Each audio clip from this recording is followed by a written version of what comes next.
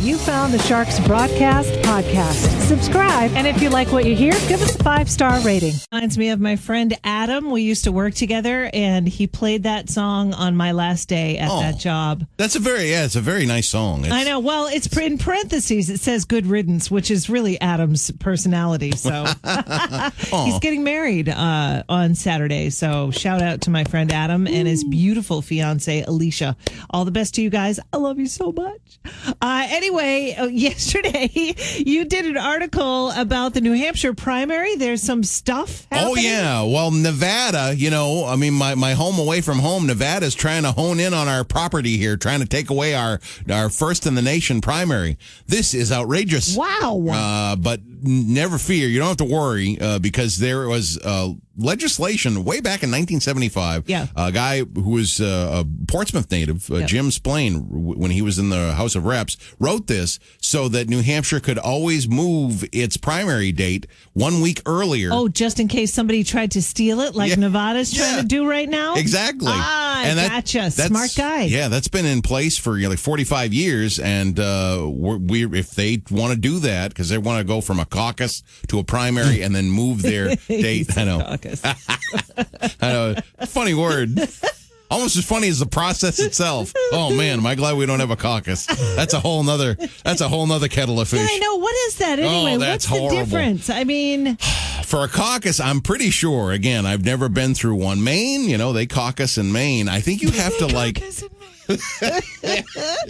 In Iowa, they do too, don't they? Iowa caucus. Yes, they do. I hear that a lot. And you have to go to the. Of course, I don't know how you would do it through a pandemic or whatever, but you go to like a gym, your local library, your local gym, whatever, and you have to like get in these little herds of people, and whoever has the most herds of people that are for the, and then there's a process. You just stand around. Do they cheer? Do they like hold up so. signs and say "Yay"? Yeah, I think so. That? But it's completely not public. I mean, it's not private. Like, here we go into that booth and we do our very solemn duty of voting, private, and it's a very private act. Nobody knows who I voted for. Exactly. Whereas, oh man, but yeah, Nevada's coming after us, trying to get the first primary in the whole country. It's not going to happen because we've got that rule in place, and the Secretary of State says, they did it back in 2008, and Michigan, sure enough, went after us. They had theirs. Oh, Michigan went after us. January 19th was theirs. We said, all right, January 8th. And we had over 500,000 voters show up. It's what we do. Yeah. Well, as long as we don't end up with a caucus. I know. I don't want that. That's the last thing you need.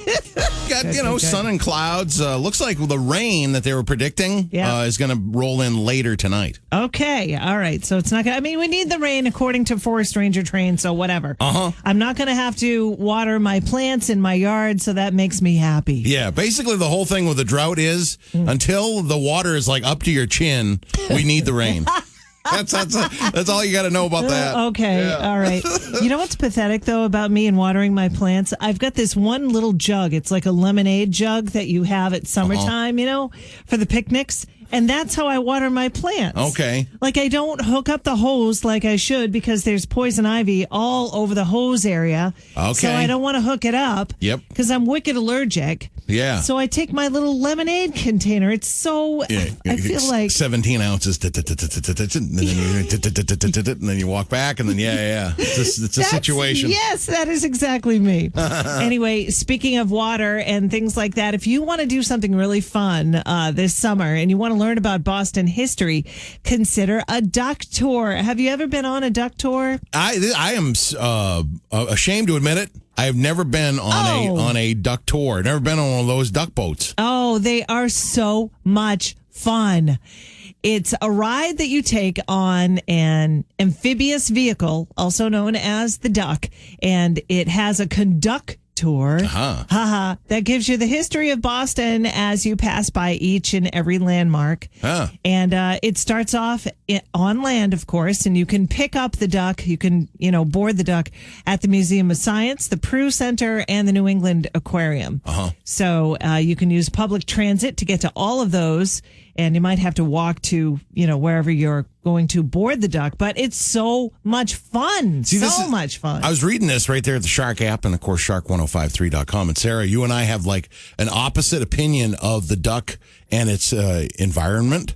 What do you mean? Because you go, oh, why are we going? This is freaking me out. We're going into the river. We're floating on the river. Charles. Yeah. Freaks me out. Where I feel like I think we're going to sink. I almost feel like it's a boat that is just, feels like it's out of its element when it's driving down the street. Oh, driving down, lands down or whatever? This is a boat. Gotcha. I mean, the transmission could go. There's just a host of problems. Yeah. But it's much easier when it's in the water. It feels like it's more in its natural habitat. Yeah. But you get the opposite feeling. Definitely. Yeah. It's both. It's happy wherever it is. Yeah. Well, it starts on the land. That's why it freaks me out. Oh, yeah, that's right. That's where it begins. I have such respect for the conductors because they actually have to learn the history of Boston. Yep. Everything about it as you're traveling by each landmark. Yeah. I mean, you're driving through Boston. You have to know absolutely everything that's going on while you're driving through Boston. Hello. Right. And you got this... With pretty much a military vehicle. Yeah, this giant thing. Yeah. And then you've got to be a captain. You go from being a conductor to a captain in one splash. Right. Exactly. It's really an amazing tour. If you've never been, just go to Beantown with the family, check out the Museum of Science, and then hop on a duck tour. Make a day of it. It's going to be a lot of fun. Jake Giles Band coming up next. Train. I guess so. Man, that's one if I'm dancing the robot, and feverishly, I was pretending I was singing the words. I like the way they sing. I'm sorry, but they have like a little accent. Yeah. Anyway, welcome to what day is it? Thursday. Wow. It's going to be a short week this week for a lot of people since we had Monday off. But anyway, beautiful day. If you have the day off, enjoy it. Maybe you took the week off. I don't know your schedule. Yeah, this is a strange week with the Monday off, and I don't know, it just always feels kind of weird and offset. Every day doesn't quite feel like itself, which is kind of a fun existence. Yeah, I don't know your schedule, but I do know that I want a Wahlburgers here in New Hampshire. It's just why our states touch. Come on, Marky. I still call him Marky, If you don't know about Wahlburgers, I don't know where you've been, but Wahlburgers is the burger joint owned by Mark Wahlberg, Donnie Wahlberg, and Paul Wahlberg. Yeah. Now, Paul Wahlberg is more like the chef. He's the guy making the food primarily and overseeing. He's a very good chef. Mm-hmm. Yeah, he's really wicked good. How involved is Donnie? Is he more behind the scenes? Because it seems like I've seen Mark a little bit more than I've seen Donnie in this whole operation. No, I think the whole family. They are. Okay. I think the whole family. I think they all have their hands in it. Okay. It's a family situation. Their mom is involved and all that. Or did she die? She had just passed away. Right. That's right. Sorry about that, Wahlbergs. But anyway, the number one reason that I want a Wahlbergs here in New Hampshire is that, as far as I know, they are the only restaurant that uses government cheese on their burgers. Yes. I grew up on that stuff. Yeah, and I mean, it's a delicacy, basically. It's and I think the thing is, I'm like, oh wow, yeah, if I hear people talk about it, and it just kind of dawned on me. My Nana was, at McClellan School. She was a lunch lady. Yeah. And I think I got like an indirect source of that because I think the Nana? Yeah, the USDA cheese, USDA cheese is cheese. It's not like they're going, all right, this is, government cheese, and then this is, for the school systems. I think it's the same delicious cheese. Oh, it's wicked good. Yeah. It used to be humongous. When I was a kid, it was huge. The block of cheese was maybe 18 inches long and maybe 4 or 5 inches wide. Yeah. It was huge. You could build a house out of it. You could, yeah. Absolutely. I remember my mom bringing that home because, she had a bunch of rugrats to feed, right? So we would have it in the refrigerator, and many times I would just take a slab of cheese. Yes. Yeah. I mean, that's, I think the mac and cheese, for the lunch situation, the school lunch situation, and, the grilled cheese you could make out of that, too. Oh, so good. Yeah. Now they have the government cheese in smaller bricks. Okay. They have it like the Cracker Barrel ones, in the grocery store. They're about that size, maybe a little bit bigger. A little more portable. Yeah. But anyway, Wahlburgers has a burger that uses the government cheese right on their burger. Okay. And apparently that's Paul Wall's favorite. Uh-huh. But yeah, I really want one here in New Hampshire, and I'm trying to start a petition. Okay. That's real cheese, by the way, not processed cheese food. No. Yes, which processed cheese food is one of the most disgusting things ever, but the real cheese is amazing. Yeah. And no offense to, our beloved Rise and Grind and Hop and Grind. I love our burger places. Our beloved chef Bobby Marcotte. Love him. And I'm sure that he would, a rising tide rises all ships, right? Yes. He wouldn't mind, as long as they didn't step on his turf. It's fine to have a Wahlburgers in New Hampshire. Exactly. Just kind of like a burger festival. I'd love it. So see what you can do. Sign the petition, will you? Not that I've started one. End of June 11th, 12th, and 13th, the New England Nationals. Yep. Got a pair of tickets for today's Brain Strain. Big prize there. I want to say hot stuff. That's wicked fast, funny cars. Going 300 miles an hour. Wicked fun. This is a funny Brain Strain. Again, I got a giggler. And these have been making me giggle all this week. 20% of New England men, they admit. Yes. That Monday through Friday, they have to do this typically old lady type thing. Oh. 20% of New England men admit that Monday through Friday, they have to do this typically old lady type thing. What is it? Oh, geez. What could it be? What could it be? Is it, I don't know, putting on your powder? Play the powder, the girdle, the playing bridge. Girdle. I don't know. I don't think even old ladies wear girdles anymore. I'm just trying saying. to think of a typical old lady. Get their hair dyed blue. It's not that. Yeah, 20% of New England men, they admit that Monday through Friday they have to do this typically old lady thing. What is it? 877-45-SHARK. Come on, you can admit it to us. I know there's a guy out there who knows the answer. He's like, I'm not going to call. I'm not going to admit to that. Go ahead. It's all good. I think the numbers work out because just, from my own personal life and knowing some things and knowing some guys that I'm telling you. You know some guys that do this? Yeah. Some macho men? Yeah. Okay. Yeah. Give it a shot. 877-45-SHARK. Good luck. Gwen Stefani. 726. No doubt it's a Shark Morning Show with Sarah and A-Train. We're playing the Brain Strain. Yeah, we've got 20% of New England men. They admit that Monday through Friday, they have to do this. It's typically an old lady thing, but they got to do it. What is it? 877-45-SHARK. Good morning. What's your guess? Is it watch a certain TV show? Yeah. Yes. It is. Yes. Definitely going to give it to you, but we were kind of looking for. Yeah, soap operas. We'll give it to you. Yeah, absolutely. Okay. What's your name? Monique. All right, Monique, congratulations. Yay. I mean, soap opera, yeah. My Nan is big into the Judge Judy now. Back in the day, she was Days of Our Lives, just like Jerry Remy. Legendary Red Sox broadcaster Jerry Remy, he's got to watch Days of Our Lives. Yeah.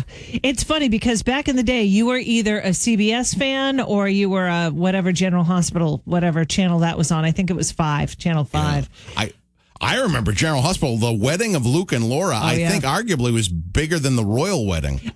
That was when I stopped watching soap operas. Oh. Yeah. It started at 12:30 with Ryan's Hope. Okay. Then it went to All in the Family? No. All My Children. All My Children, yeah. Yeah, at 1 o'clock. Yep. And then at 2 o'clock, it was One Life to Live. Oh. At 3 o'clock, it was something else. That now it's General Hospital, I think, is on General at 3. Hospital was on at 4. Oh, wow. That's a late one? guess maybe it was 3, and then 4 o'clock was Phil Donahue. Oh, okay. Back in the day. And then Oprah took his place. Yeah. I think. It's not quite as extensive as that now, nowhere near. Bold and the Beautiful's on somewhere, isn't it? I think there's only like 3 left. I don't know. Yeah. I don't know. Gone are the days where we all watch the same show. I know.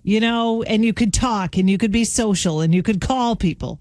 Now you text somebody about a show that you want. For instance, I'm watching Kidding on Showtime currently with Jim Carrey. Nobody knows that show. Nobody knows it. Yep. Except me and David. I love it. It is brilliant. One of Jim Carrey's best performances of his entire career. I can't talk about that with anybody. Yeah. No. There's too many choices. Too many choices. Hundreds of thousands of TV shows that you can watch at any time. Yeah. It's not healthy. No.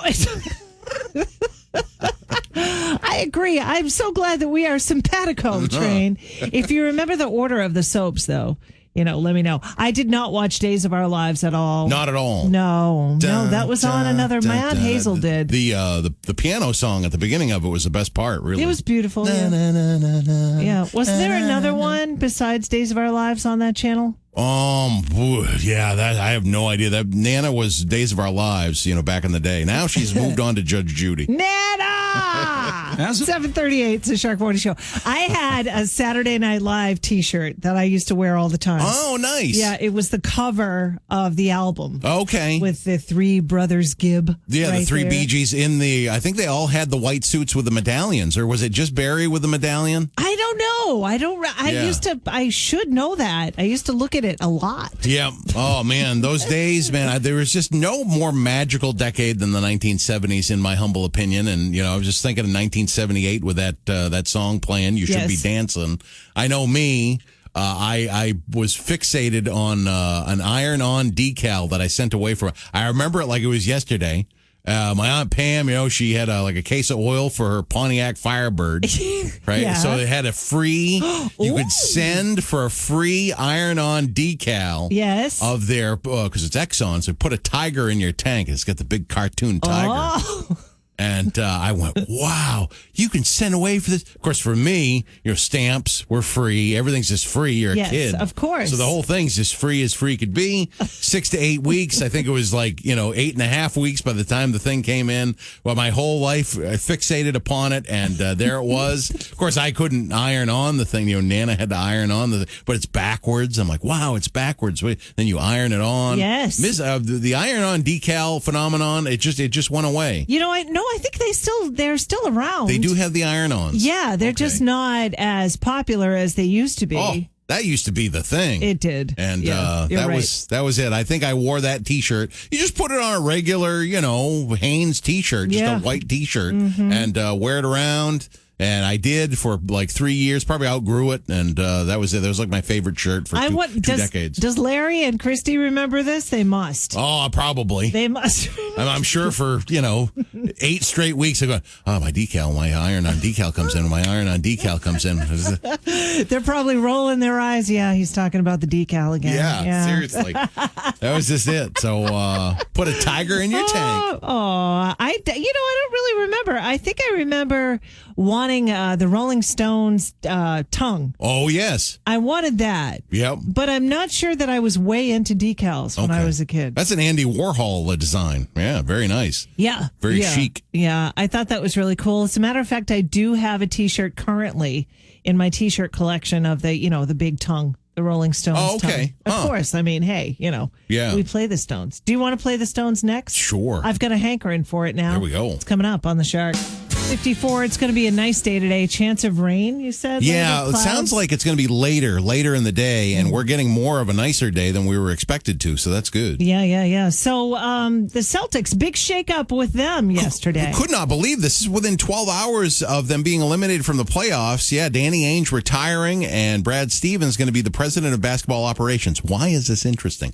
It is. I don't think it's interesting because they got to pick a new coach. I think that's the least interesting thing. What I think is, back in the Orlando bubble of last summer, Brad Stevens has admitted that he experienced some burnout with the team. Oh. Something was going on there. There's a bad player. There's somebody is just not on the same frequency. So you're saying there's more to the story. What I think is incredibly interesting here is the first move he makes. Who does he trade? Who does he cut? Who's he cut? Oh, you mean that's the one that he had a bad time with? Who's the best player on the Celtics right now? I would say Jason Tatum. Jaylen Brown is awesome too. It'd just be interesting to see who was the bad seed. It's almost like a Clue or like a murder mystery or something. Yeah. Like who's going to be the first one gone? The first one gone is going to be the one that's been causing him to that burnout for over a year. You think so? Yeah. I think There's going to be more to the story, Jimmy. Yeah, well, I know. Can't we we could ask Tom Caron about this tomorrow. Yep. When we talk to him, right? Yeah. That'll be a great one. He'll probably know more than what is being said. But once that first move is made, then you'll figure out what, structurally and just kind of from a spiritual standpoint, who's got the bad vibe on that team. Because something went sour back in the Orlando bubble. And now that Brad Stevens is in charge, whoever gets cut, you'll know who. Do you know what astrology sign Brad Stevens is? No.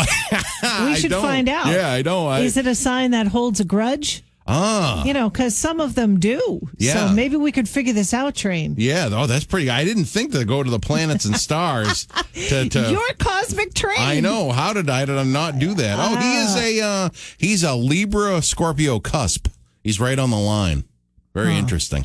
So he's a pretty fair guy. So he's not one that really holds a grudge, right? Yeah, that's an interesting place to be, though, between the Libra and the Scorpio. Yeah, he might have that stinger part of him a little bit.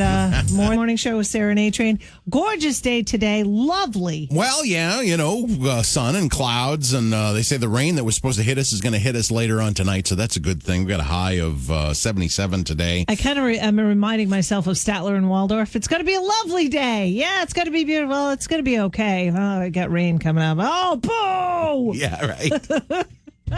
You never know with New England. You never know. You're just like, a couple hours and you'll get it all. That's the beauty of the piece. We've got some quick reality headlines, Sarah, for train track celebrities. Yeah. I can't believe who is going to be hosting Bachelor in Paradise. Now, again, I don't know the first thing about Bachelor in Paradise. It's a bunch of people that get together and, get together, if you know what I'm saying. On an island, I think, like a Yes. tropical location. That is at least, I've never watched it, but that's what it is. But the thing is, it's a Bachelor product. So Chris Harrison would normally be the host. Yeah. He is not the host. He's in that like cultural sensitivity exile thing that he's doing. He's been canceled. Yeah. So, or self-canceled. I don't know. So, he's deciding not to do it himself? I believe so. Okay. Here's the interesting part. If you gave me 1,000 choices as to who would be the new host, I'd never pick this guy. Comedian, SNL legend, David Spade. Oh, no kidding. Oh, David wow. Spade is going to be hosting Bachelor in Paradise. I got to think that'll be a ratings grabber. I guess so. He's going to be pretty sarcastic through the whole endeavor, I got to think. So I might load that one up on the DVR. Yeah, just because of David Spade. Yeah. Also, this is again, Sarah, you're tapped into this universe that I didn't even know exists, and it's such a huge part of the industry of Hollywood. What? Erica Jane. Oh, yes, I love her. The Real Housewives of Beverly Hills. She's amazing. Not one, but two major projects happening just around her life. Of course, she and her estranged husband Tom Girardi, they filed for divorce last November. Yes, they did. She owes him a lot, and she acknowledges that. So I don't think it's an acrimonious divorce. Okay. Is it? Well, it's interesting. ABC News Originals on the Hulu is going to have a full-on documentary. I mean, this thing goes on for hours called The Housewife and the Hustler. That's the name of the... now, that's just on the Hulu. Of course, season 11 of Real Housewives of Beverly Hills, she is set to talk about her crumbling marriage on that season. He is 1,001. He's 81. She's 49. She's in her 40s. I mean, the girl is stunning. She's stunning. Yeah, they've been married for over 2 decades, I guess. Yeah. He came into the establishment that she worked at, and she's very open about it. She had to put food on the table for her son. So she worked as a waitress, and she may have had very little clothing when she was doing said job. Okay. So he came in, and he was one of the customers, right? So, they got married, and now she's got this incredible life. He's got more money than, wow. He's got a lot of it. I'm looking at a picture of her here. Yeah, it doesn't look like she's 49. No, she is amazing. Yeah. And I'd like to thank Kevin from Indigo, because he's my own personal glam squad, just like Erica Jane has her glam squad. Aha. So now, me and Erica have something in common. Oh, nice. Except, sorry, Kevin, I'm not going to fly all over the world. Okay. So she has a team almost like a like a race car does a pit stop. She has like a glamour team like that. Well, I don't think. They pick out clothes for her. They they style her and say that you're going to have this look for today, and talk about high maintenance. Oh yeah, I would say yes to that. New school. Oh, I'll get the groove of the old school. Old school. All right. Who are you? Who are you? Who are you? Who are you? We're the Shark Morning Show with Sarah and A-Train. Time to play Who Are You? Pick that celebrity, any celebrity. Give the person 3 or more clues. Try to figure out who that celebrity is. That's how you play. We've got Army, Navy, Air Force, Marines, celebrities who have served our country, my running theme. And this guy, 37 years of age, he was a Marine, Semper Fi, back in 02 through 04. Stationed overseas, I believe the United Arab Emirates and just around, the Gulf. He, born in San Diego, California, pretty cool. He's in Arts in the Armed Forces, a nonprofit that provides free arts programming to active duty service members. Okay. He's an odd guy, though. I will say this. He pretty much carried the last 3 episodes of the Star Wars films. The last 3 episodes did this guy, and he doesn't like to look at himself. Much like... Wait, when was he born? He was born in 1983. He's 37 years of age. Ewan McGregor?